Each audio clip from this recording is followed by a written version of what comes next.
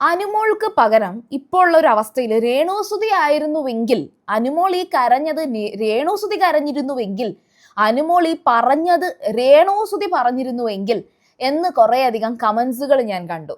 ശരിക്കും പറഞ്ഞാൽ അനുമോൾ ഇപ്പോൾ ചെയ്ത ആ ഒരു ക്രിയേറ്റ് ചെയ്ത് വെച്ചിരിക്കുന്ന ആ ഒരു സ്റ്റാർഡം ഉണ്ട്, അത് രേണുസുതി ചെയ്താലും രേണുസുതിയെ എല്ലാവരും സപ്പോർട്ട് ചെയ്യും. ഓൾമോസ്റ്റ് അനുമോളെക്കാൾ രേണുസുതിക്ക് ഒരു പ്രേക്ഷക സപ്പോർട്ട് ഉണ്ട്. ഹേറ്റേഴ്സ് കൂടുതലുണ്ട് എന്നുണ്ടെങ്കിലും രേണുസുതിയെ സപ്പോർട്ട് ചെയ്യുന്നവർ ഒരുപാട് പേരുണ്ട്. അപ്പം അനുമോൾ ഈ പ്രവർത്തിച്ച പ്രവൃത്തി, ശരിക്കും പറഞ്ഞാൽ അനുമോൾ കരഞ്ഞു എന്നാണ് എല്ലാവരും പറയാറ്. അനുമോൾ ഭയങ്കരമായിട്ട് കരച്ചിലാണ്, അലറി വിളിച്ചു, ഭയങ്കര ഒരു ഇഷ്യൂ ആയിട്ടാണ്.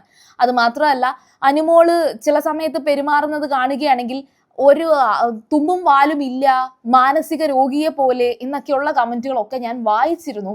പക്ഷേ അനുമോളെന്നല്ല, ഇപ്പൊ രേണുസുതി ആയിക്കോട്ടെ, അതിന് എത്ര വയസ്സാണെങ്കിലും എത്ര ചെറുപ്പമാണെങ്കിലും, ആ റെന ഫാത്തിമ, ആ ഒരു കൊച്ചുകുട്ടി, ഇപ്പം ജിസേല് റെന ഫാത്തിമയെ അനുമോളിനെയും അങ്ങോട്ടും ഇങ്ങോട്ടും കമ്പയർ ചെയ്യുന്നുണ്ട് വയസ്സിന്റെ ഒരു ഇതില്.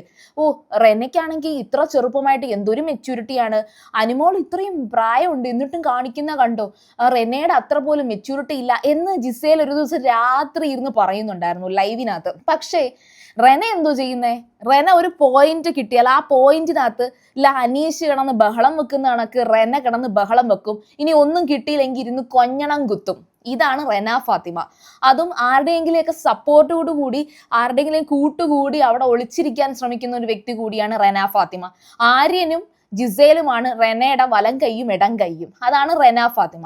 ഇനി രേണുസുതിയിലേക്ക് വരികയാണെങ്കിൽ, രേണുസുതി സത്യത്തില് അക്ബറിന്റെ ആ ഒരു സ്റ്റേറ്റ്മെന്റില് അക്ബർ അങ്ങനെ ഒരു വാക്ക് വിളിച്ചപ്പോൾ രേണുസുതിയെ എല്ലാവരും സപ്പോർട്ട് ചെയ്തതായിട്ടാണ് എനിക്ക് ഫീൽ ചെയ്തത്. പിന്നെ അങ്ങേയറ്റം പേഴ്സണലി എടുക്കുന്ന ആൾക്കാരായിരിക്കാം ആ രേണുവിന് ആ വിളി കിട്ടണം അങ്ങനെ നമ്മൾ പറഞ്ഞിട്ടേ ഇല്ല. രേണുസുതിയെ ഇന്നും ആ ഒരു വാക്ക് അർഹിക്കുന്നില്ല. രേണുസുതി അങ്ങനെ അത്രയ്ക്കങ്ങ് മോശം എന്നൊന്നും പറയാൻ പറ്റില്ല. പിന്നെ ഓൾമോസ്റ്റ് എല്ലാവർക്കും ഈ പറയുന്ന കണക്ക് ഇപ്പൊ തൈറോയിഡ് ഒക്കെ ഉള്ളവർക്ക് ഒരുപാട് ഇഷ്യൂസ് മാനസികമായിട്ട് വരും. അതായത് മാനസിക രോഗമല്ല, ഭയങ്കര ഫ്രസ്ട്രേഷൻ, ആങ്സൈറ്റി, സ്ട്രെസ്, ഇതൊക്കെ ഒരുപാട് പേർക്ക് വരും. നമുക്ക് ഈ മുടി കൊഴിയുന്ന പ്രശ്നങ്ങളൊക്കെ ഉണ്ടാവില്ലേ, അതുപോലെ ഉള്ളൂ ഈ പറയുന്ന കാര്യങ്ങൾ. പെട്ടെന്ന് ദേഷ്യം വരും, ഒരു അഗ്രസീവ് ആകും, ഭ്രാന്ത് വരുന്ന കണക്ക് എന്നൊക്കെ ഈ ആൾക്കാർ പറയുന്നത് അതുകൊണ്ടാണ്.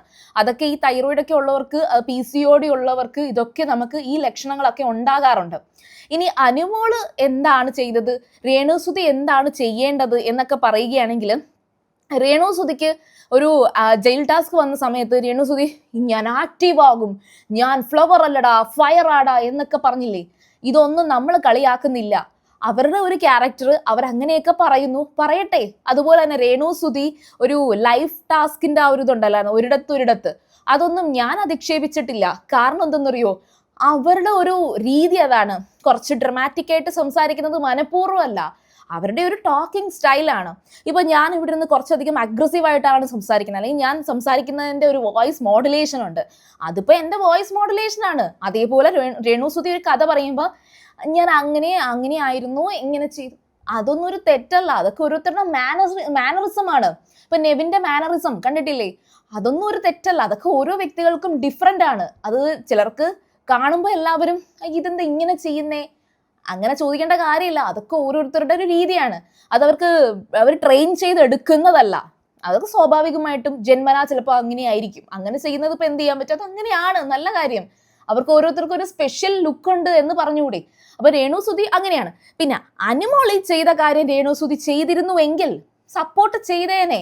അനുമോൾ എന്തൊക്കെയാ ചെയ്തത്, ജിസേലിനെ എല്ലാവരും പാമ്പർ ചെയ്ത് ജിസേൽ എന്ന് പറഞ്ഞ് നടക്കുമ്പോൾ ആ ജിസേൽ നടത്തുന്ന ഒരു കള്ളത്തരം, ബിഗ് ബോസിനോട് കാണിക്കുന്ന കള്ളത്തരം, അതിനകത്ത് അനുമോളിന്റെ ഒരു ബുദ്ധിമുട്ട് എന്താണെന്നറിയോ, ഇനി ജിസേൽ ഇതുപോലെ മേക്കപ്പ് ഒക്കെ ഒളിപ്പിച്ച് വെച്ചിട്ട് ഇനി ബിഗ് ബോസ് സീസൺ 7 അങ്ങ് അവസാനിച്ച് പോയാലോ, അങ്ങനെയാണല്ലോ ബിഗ് ബോസ് അന്നൊരു വട്ടം പറഞ്ഞത്.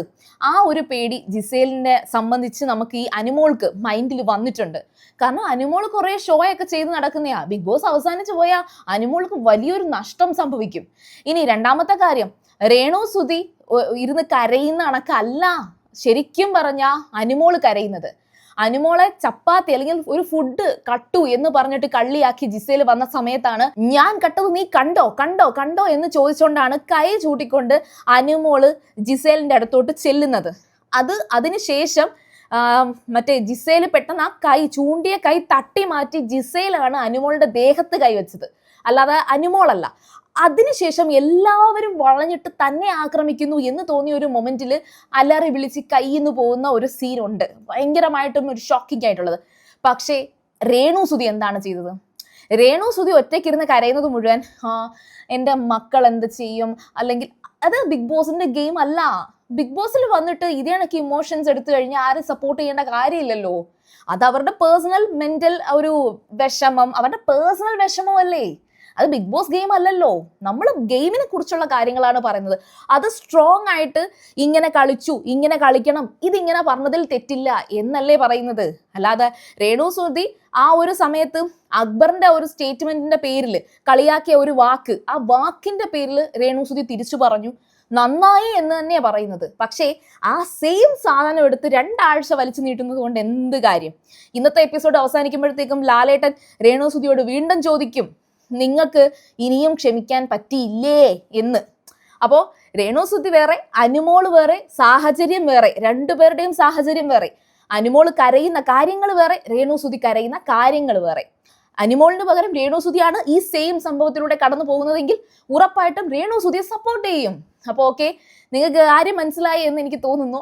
അപ്പോൾ നിങ്ങൾ ആദ്യമായിട്ടാണ് സീരിയൽ ഗ്രാൻഡ്മ കാണുന്നതെങ്കിൽ ചാനൽ സബ്സ്ക്രൈബ് ചെയ്യുക. വീഡിയോ ഇഷ്ടപ്പെട്ടാൽ ഉറപ്പായിട്ടും ലൈക്ക് ചെയ്യുക, കമന്റ് ചെയ്യുക, അതുപോലെ ഷെയർ ചെയ്യുക. അപ്പോൾ ഇന്നത്തേക്ക് ഞാൻ പോയി വരാം. ബൈ.